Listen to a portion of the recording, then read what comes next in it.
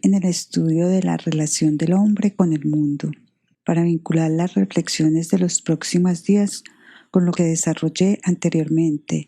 Me parece oportuno referirme a un capítulo que traté hace bastante tiempo: la teoría de los sentidos desde el punto de vista antroposófico.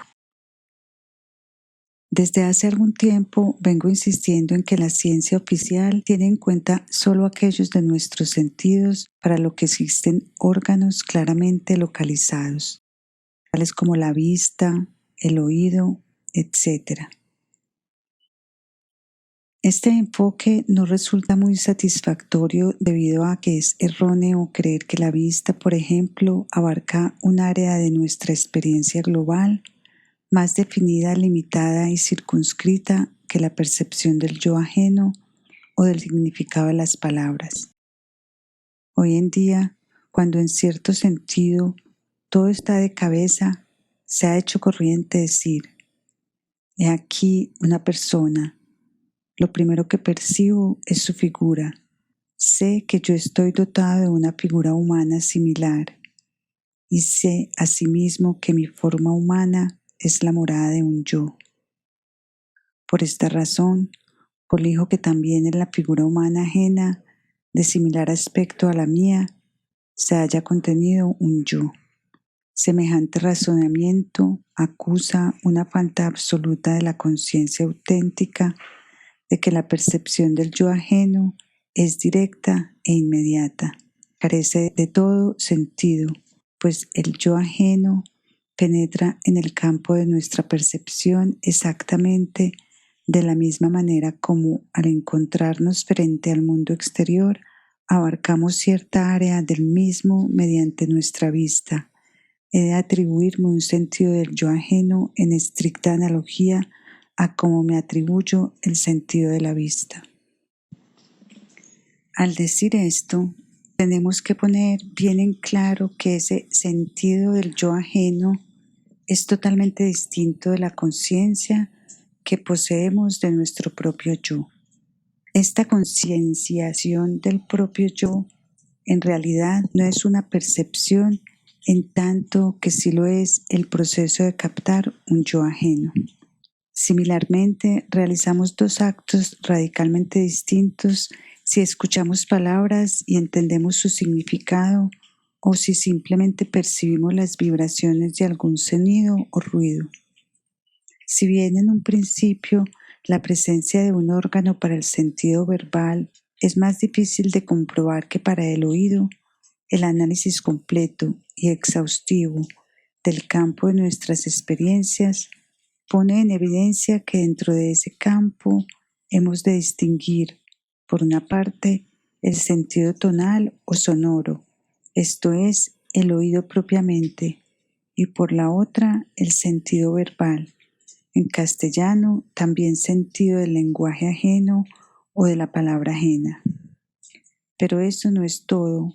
A través de las palabras, mejor dicho, a través de su configuración y asociación, podemos percibir los pensamientos de otra persona, percepción del pensamiento ajeno, que es, a su vez, radicalmente distinta de nuestra propia actividad de pensar.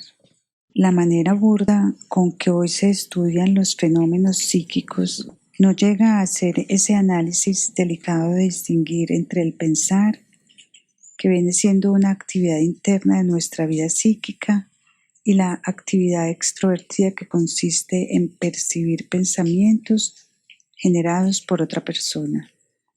Es cierto que con objeto de comprender el pensamiento ajeno, una vez percibido, hemos de establecer una relación entre ese pensamiento recién percibido y otros ya pensados anteriormente. No obstante, este pensar asociativo es completamente distinto de la percepción del pensamiento ajeno. Una vez que hayamos ordenado, organizado y analizado la totalidad de nuestra experiencia global según áreas específicamente distintas la una de la otra, áreas que no obstante tienen cierto parentesco que nos autoriza a considerarlas genéricamente como sentidos, llegamos a establecer el conjunto de los 12 sentidos del hombre, a los que ya me referí varias veces.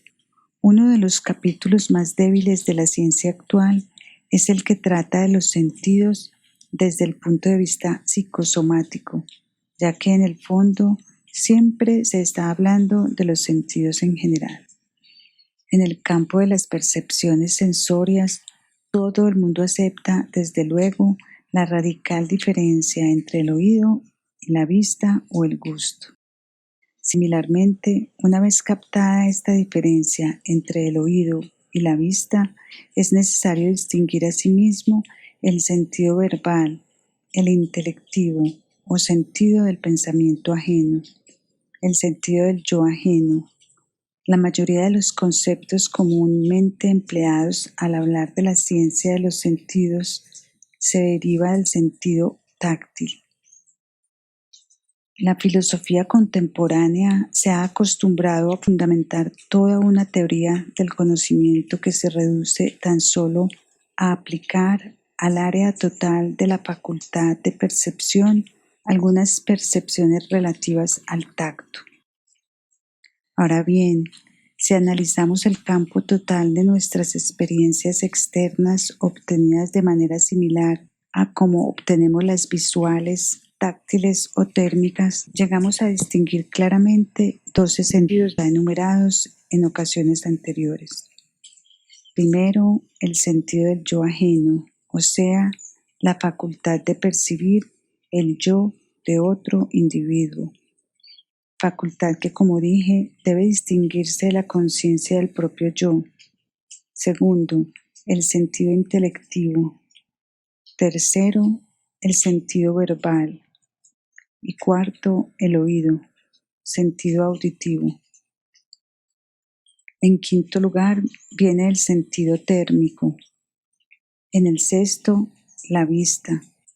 En el séptimo, el gusto. En el octavo, el olfato. Y en el noveno, el sentido del equilibrio.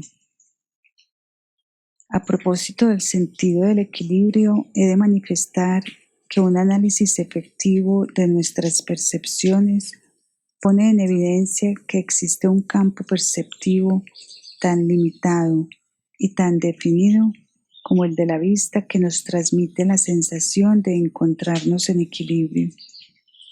No podríamos estructurar nuestra conciencia completa si no existiera este sentido que nos transmite nuestra posición reposada en equilibrio, o bien nuestro movimiento danza equilibrada. Luego sigue el sentido del movimiento propio, sentido kinestésico que nos permite percibir si nos hallamos en reposo o en movimiento, percepción tan necesaria para nosotros como lo es la de la vista. En onceavo lugar está el sentido orgánico o sentido de la vitalidad, sentido senestésico, y en doceavo lugar el tacto. Estos 12 campos sensorios que pueden ustedes ver en el pizarrón se distinguen netamente a la vez que tienen como denominador común la peculiaridad de ser todos ellos vehículo de actividad perceptiva. Los sentidos nos transmiten nuestro intercambio cognitivo con el mundo exterior, si bien de una manera muy variada. Para empezar, tenemos 4 sentidos que en forma inequívoca nos comunican con el mundo exterior, a nosotros. El sentido del yo ajeno, el intelectivo, percepción del pensamiento ajeno, el verbal, percepción de la palabra ajena, y el auditivo. Obviamente, toda nuestra experiencia se proyecta fuera de nosotros al percibir el yo, los pensamientos o las palabras de otra persona. La situación no es tan evidente en relación con el oído, pero esto se debe tan solo a que en forma abstracta se ha vertido sobre todos los sentidos un matiz conceptual nivelador, matiz que se pregona como concepto o idea genérica de la vida sensoria, sin que se estudie el funcionamiento específico de los diferentes sentidos. Claro está que estos conceptos no pueden lograrse mediante experimentos exteriores, sino que requieren la facultad de interpretar las experiencias en intuición exacta. El pensamiento ordinario no tiene en cuenta, por ejemplo, que la audición, cuyo vehículo es el aire movido, esto es, un elemento físico, nos lanza realmente hacia el mundo exterior. Basta comparar el funcionamiento exterior del oído con toda nuestra experiencia orgánica interna para darnos cuenta de que el oído, sentido exterior, opera en forma distinta a la vista, por ejemplo. Por simple estudio del ojo se aprecia que este órgano de la vista nos transmite un proceso relativamente interno. Al dormir tenemos necesidad de cerrar el ojo, no así el oído. En fenómenos como este, en apariencia muy triviales y sencillos, se manifiestan verdades profundamente significativas para toda la vida humana, en tanto que al dormirnos nos vemos obligados a cerrar nuestro interior para que no lo estorben las percepciones visuales. No existe la misma necesidad de cerrar nuestro oído, ya que éste se halla viviendo en el mundo exterior en forma muy distinta al ojo, que forma parte de nuestro interior. La percepción visual es mucho más introvertida que la auditiva. No me refiero a la sensación de lo que se escucha, porque esto es otra cosa. La sensación de lo escuchado, que alienta en la experiencia musical, no es lo mismo que el proceso auditivo propiamente tal. Los 4 sentidos mencionados, que tienen una función mediadora entre lo exterior y lo interior, son sentidos marcadamente externos. Los siguientes 4 sentidos, el térmico, la vista, el gusto y el olfato, se hallan en el límite entre lo exterior y lo interior. Son a la vez experiencias externa e interna.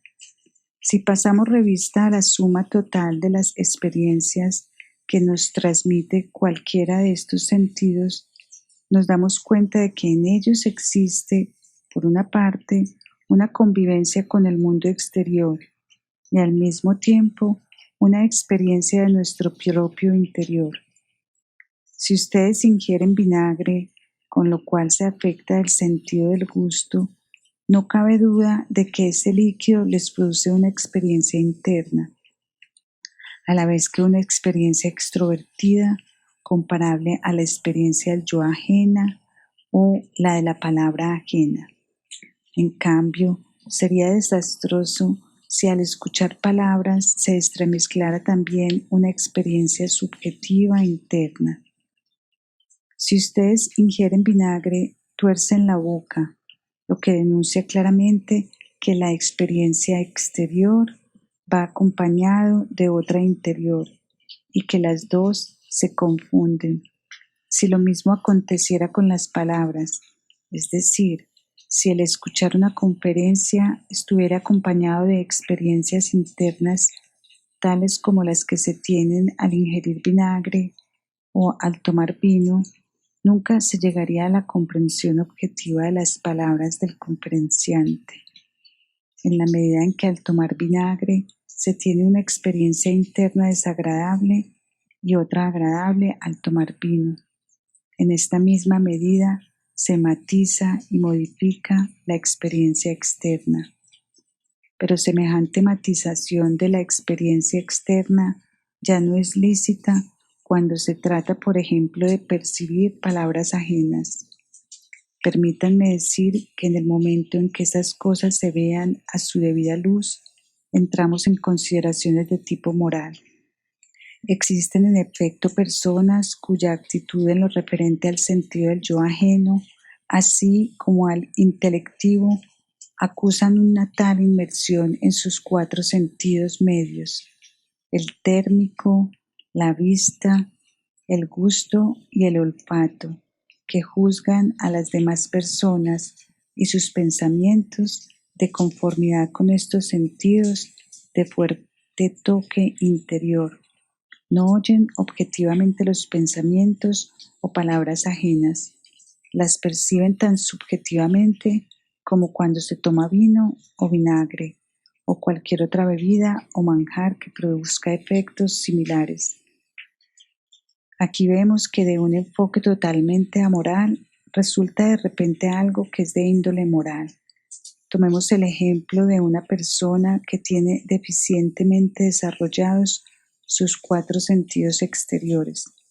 Esa persona es como si dijéramos acéfala, es decir, hace uso de sus 4 sentidos cefálicos de manera similar a los sentidos que propenden más bien hacia lo animal, el cual no es capaz de las percepciones objetivas, comparables a las objetivas subjetivas que el hombre obtiene mediante sus 4 sentidos medios.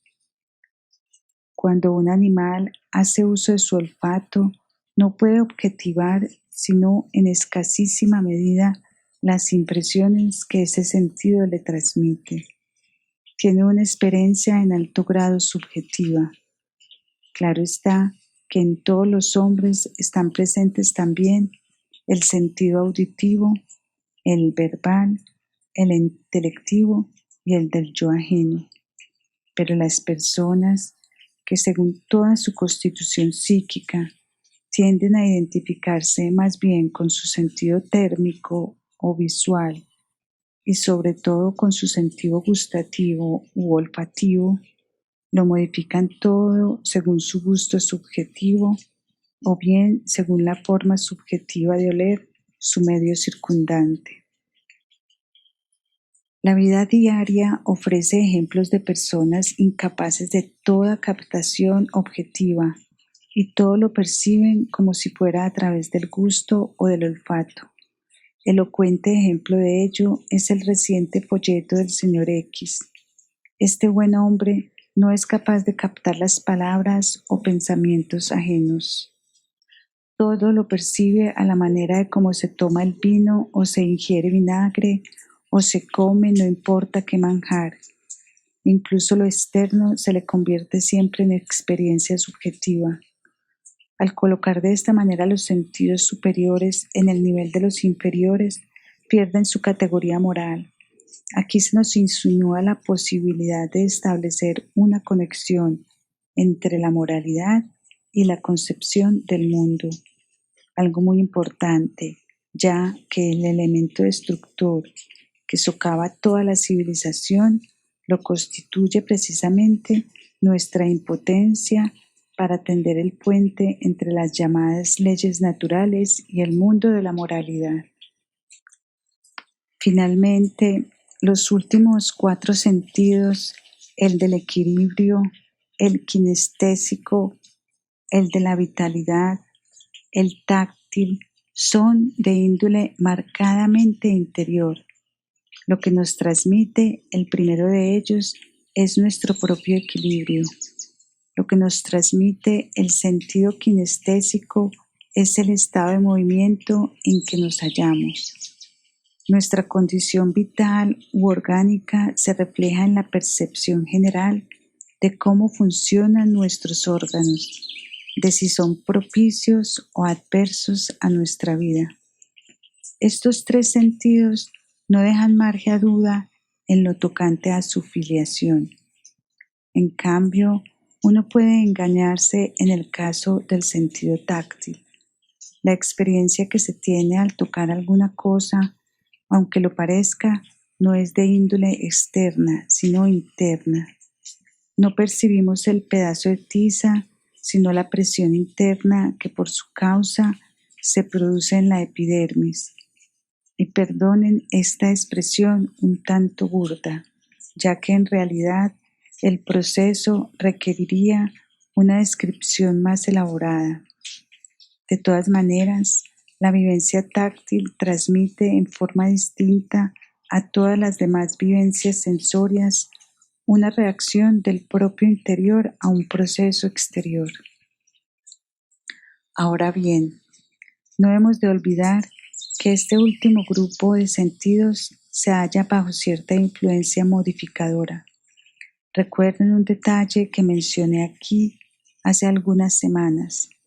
Si bien los procesos que registramos por medio de estos 4 sentidos, nuestro movimiento propio, nuestro equilibrio propio, corresponden a percepciones interiores decididamente subjetivas, se trata, no obstante, de procesos totalmente objetivos. Y esto es lo interesante del asunto. Aunque la percepción mediante dichos 4 sentidos se orienta hacia adentro, lo percibido son hechos objetivos. El movimiento de un pedazo de leña o el de un hombre son físicamente equivalentes para el mundo exterior. La persona que se mueve constituye un fenómeno tan objetivo como el movimiento de un pedazo de madera, y lo mismo vale con relación al equilibrio. Similarmente, también el sentido orgánico senestésico nos transmite procesos totalmente objetivos. Si bien a primera vista parece que estos procesos no se relacionan con el mundo exterior, imaginémonos una reacción en un alambique. Transcurre con sujeción a ciertas leyes y puede describirse objetivamente. Lo que registra la senestesia es una reacción de esa misma índole, solo que completamente desplazada hacia el interior de nuestro organismo. Si este proceso o reacción funciona como es debido, en forma de proceso objetivo, el sentido orgánico así lo informa. Si existe algún trastorno, el sentido orgánico lo transmite también, sin menoscabo de que el proceso se haya encerrado dentro de la epidermis. Al fin y al cabo, un proceso objetivo no es algo que tenga, por de pronto, una conexión particular con el contenido de nuestra vida anímica. Lo mismo vale para el sentido táctil. Cada vez que tocamos o tentamos algún objeto, se modifica toda nuestra estructura orgánica. Nuestra reacción al estímulo sensible es en cambio orgánico en nuestro interior. De modo que estos 4 sentidos nos ofrecen algo notoriamente objetivo, es decir, algo que nos coloca en el mundo con las características propias de entidades objetivas que pueden ser vistas y observadas exteriormente. En resumen, aunque se trate de sentidos marcadamente internos, ellos nos transmiten percepciones que se refieren a realidades tan objetivas como las percibidas en el mundo exterior. Considerando como fenómeno físico, no hay diferencia en que pongamos en movimiento un pedazo de madera o que sea una persona la que se encuentra en movimiento externo. El sentido kinestésico sirve únicamente para registrar, es decir, para llevar a nuestra conciencia subjetiva lo que acontece en el mundo exterior del que formamos parte. Sorprenderá saber que los sentidos declaradamente exteriores resultan ser los más subjetivos, ya que sus funciones es transportar hacia el interior de nuestra condición humana lo que perciben. Los 4 sentidos medios representan una oscilación entre el mundo exterior y el interior a modo de péndulo. Finalmente, el último grupo de sentido nos transmite una convivencia con lo que nosotros somos en virtud de pertenecer al mundo, no en virtud de pertenecer a nosotros mismos. Podríamos ampliar esta reflexión y encontraríamos muchos aspectos característicos de un sentido u otro. Lo que importa es que aceptemos la idea de que la teoría de los sentidos no debe concebirse como simple descripción de los sentidos, según los órganos sensorios más materiales, sino mediante un análisis completo del campo vivencial. Veríamos entonces, por ejemplo, que no es cierto que el sentido verbal carezca de órgano independiente, aunque la fisiología materialista ordinario no lo haya explorado al estilo del sentido visual y de los demás sentidos clásicos. Si tratamos de obtener una visión global del ser humano, ha de llamar nuestra atención el hecho de que la vida que normalmente solemos definir como vida anímica se halla ligada a los sentidos superiores. Para abarcarla, difícilmente podemos extender el campo más allá del grupo comprendido entre el sentido del yo ajeno hasta el sentido visual. Si pasamos revista de todo lo que nos ofrece el sentido del yo ajeno, el intelectivo, el verbal, el auditivo, el térmico, el visual, tendremos aproximadamente abarcada la llamada vida anímica. Y es que de estos sentidos categóricamente exteriores y de sus propiedades algo se proyecta hacia adentro del sentido térmico, del que dependemos en nuestra vida anímica mucho más de lo que comúnmente pensamos. En el caso del sentido visual, es obvio el enorme significado que tiene para la totalidad de la vida anímica. En cambio, ya con el gusto y el olfato descendemos a las regiones de la animalidad y finalmente con el sentido del equilibrio, el kinestésico y el senestésico, nos hundimos por completo en nuestra propia corporalidad. Sus percepciones son puramente internas. Si pretendiéramos dibujar esquemáticamente nuestra entidad humana, tendríamos que proceder como sigue. Trazar primero la región superior en la que descansa nuestra vida interna propiamente dicha, vida interna que presupone para su existencia el que poseamos esos sentidos exteriores. ¿Qué seríamos si no tuviéramos a nuestro lado otros yoes? ¿Qué seríamos si nunca hubiéramos percibido palabras, pensamientos, etcétera? Imagínenlo para todos los 6 sentidos superiores. En cambio, todos los sentidos que se sitúan del gusto hacia abajo, perciben hacia adentro y registran procesos interiores, procesos que se vuelven más y más confusos e indefinidos a medida que descendemos en la escala de los sentidos. Evidentemente, el hombre necesita una percepción relativamente clara de su propio equilibrio, pues de lo contrario se desmayaría y caería. Desmayarse significa para el sentido del equilibrio lo mismo que ofuscarse para el sentido de la vista. No obstante, esta correspondencia a lo que transmiten los 6 sentidos inferiores se torna progresivamente más impreciso. El primero de ellos, el gusto, todavía se desenvuelve en cierto modo en la superficie, donde existe una conciencia clara de ese sentido.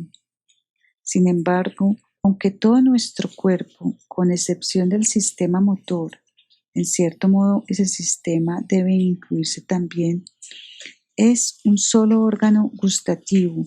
Muy pocas son las personas capaces de saborear los diferentes manjares en el estómago, ya que la cultura gastronómica no se halla suficientemente desarrollada.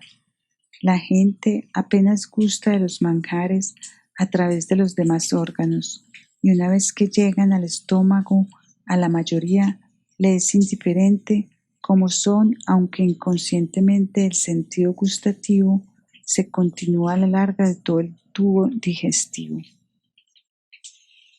El organismo entero toma parte en gustar lo ingerido, gusto que va menguando conforme lo ingerido va penetrando en el organismo. Similarmente, el organismo entero interviene en la función del sentido olfativo, es decir, en la actitud pasiva frente a los cuerpos aromáticos.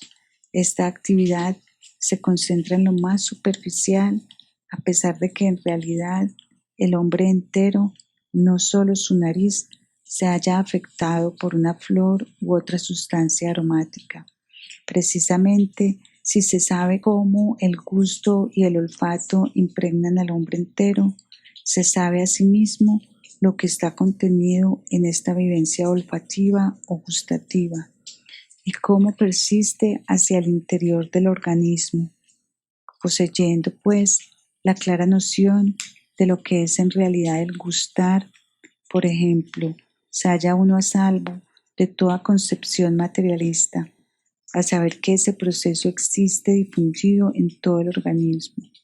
Ya no es posible mantener la concepción puramente química del proceso digestivo, tal como lo describen los libros de texto de la ciencia materialista contemporánea.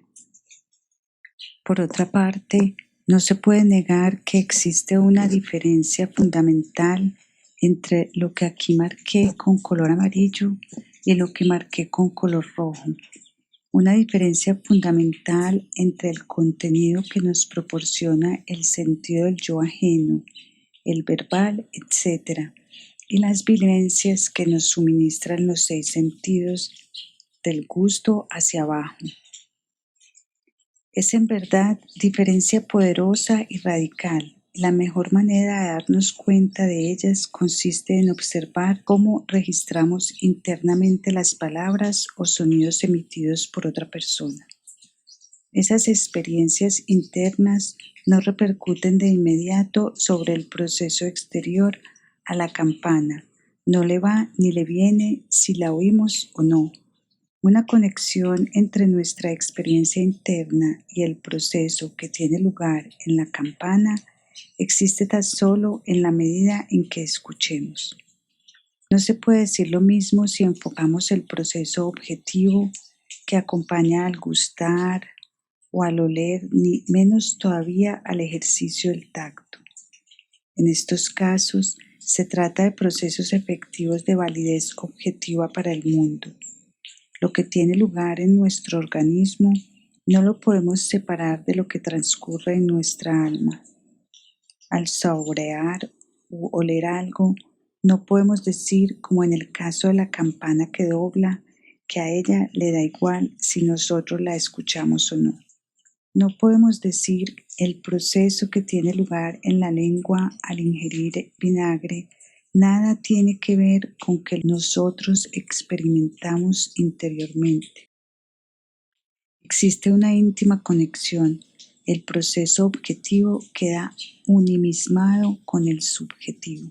Los pecados que la fisiología moderna comete en este campo rayan en lo escandaloso por la razón que efectivamente se postula para el gusto, por ejemplo, una relación con el alma análoga a la que tiene la vista o el oído.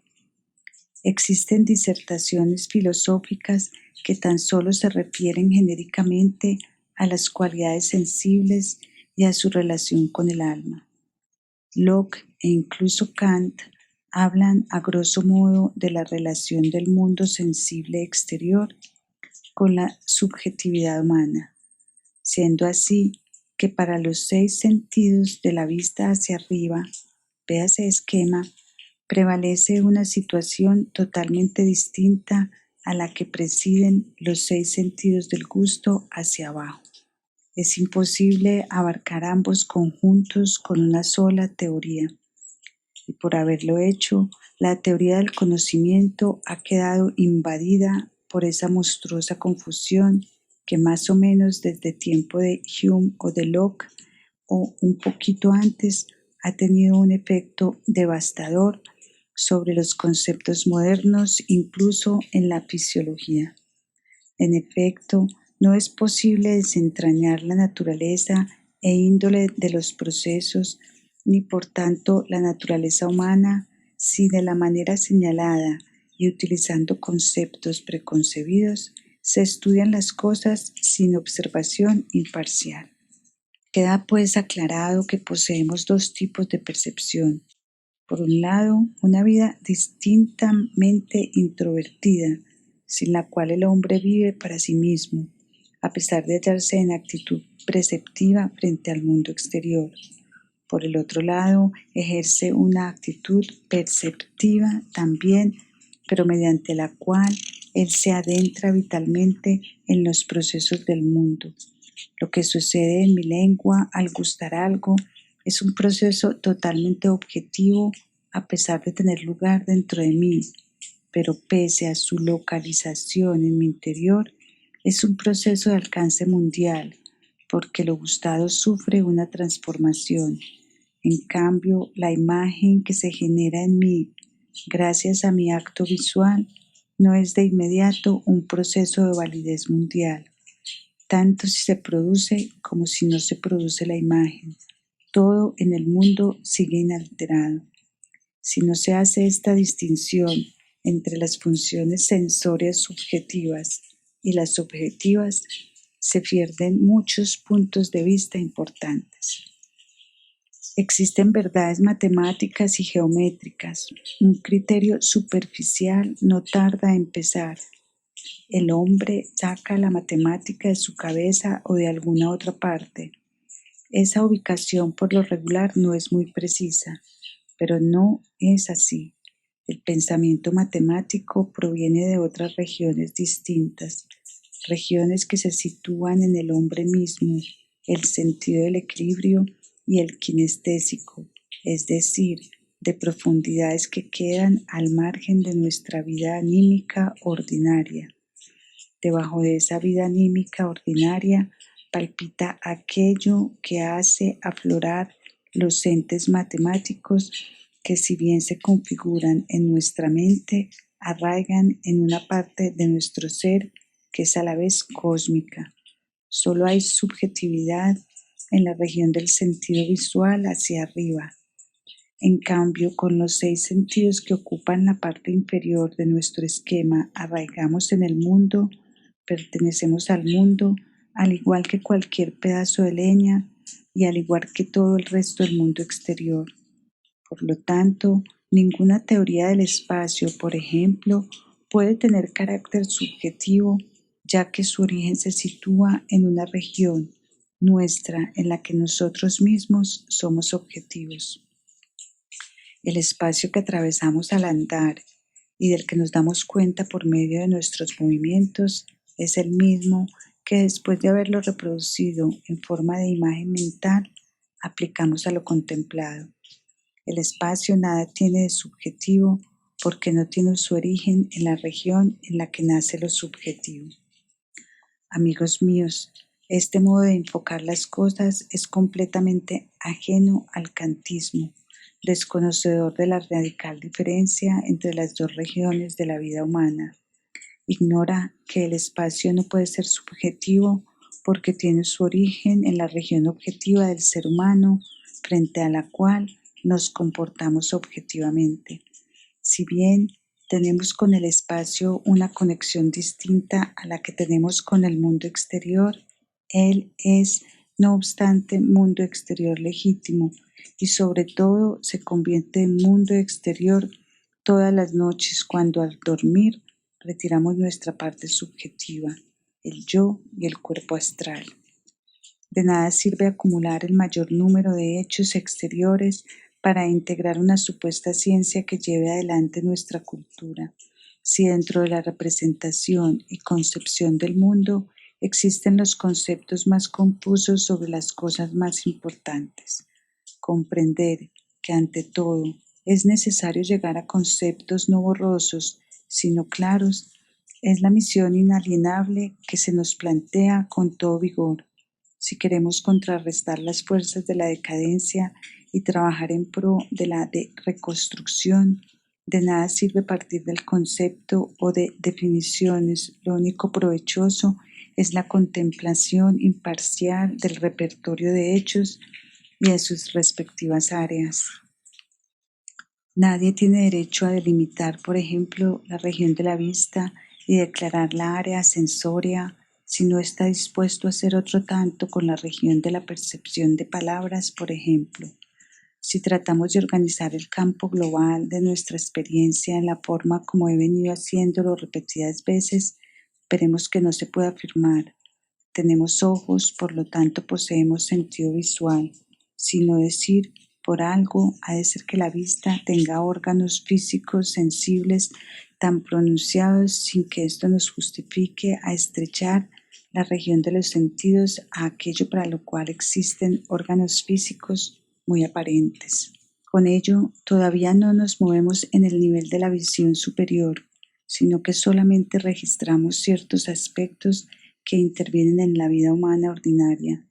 Somos conscientes de la necesidad de tener que distinguir entre la parte subjetiva del hombre, su vida anímica íntima, y aquella en la que se halla en realidad dormido. En relación con todo lo que le transmiten sus sentidos, el hombre es una entidad cósmica. En la vida anímica ordinaria no sabemos nada de lo que tiene lugar al mover un brazo, por lo menos no lo sabemos sin visión superior. Lo que tiene lugar es generación de voluntad, proceso tan exterior a nosotros como cualquier otro proceso externo, y no obstante íntimamente nuestro, aunque sin entrar en nuestra vida anímica. En cambio, no es posible suscitar una representación mental sin que la acompañemos con nuestra conciencia. Por lo tanto, la triple estructuración de la totalidad sensoria nos conduce aún a otro descubrimiento. Veámoslo. El sentido del yo ajeno, el intelectivo, el verbal y el auditivo nos transmiten experiencias que al incorporarse a nuestra vida anímica cubren todo lo que está emparentado con la representación. Análogamente, todo lo concerniente al sentido térmico, la vista, el gusto y el olfato está emparentado con la emotividad. En el caso de la vista, esto no es muy aparente. En cambio, sí lo es en el caso de los otros tres sentidos mencionados. Sin embargo, una investigación más exhaustiva lo comprobará también para la vista. Finalmente, todo lo relacionado con el sentido del equilibrio, el kinestésico, el senestésico y también el táctil, aunque en el caso de este último no se note fácilmente porque éste se retira hacia el interior del cuerpo, está emparentado con la voluntad. Así pues, en la vida humana todo está emparentado y a la vez metamorfoseado. Con lo que antecede, les he dado un resumen de lo que dije en varias ocasiones anteriores y así podemos basar sobre él nuestras reflexiones de mañana y de pasado mañana.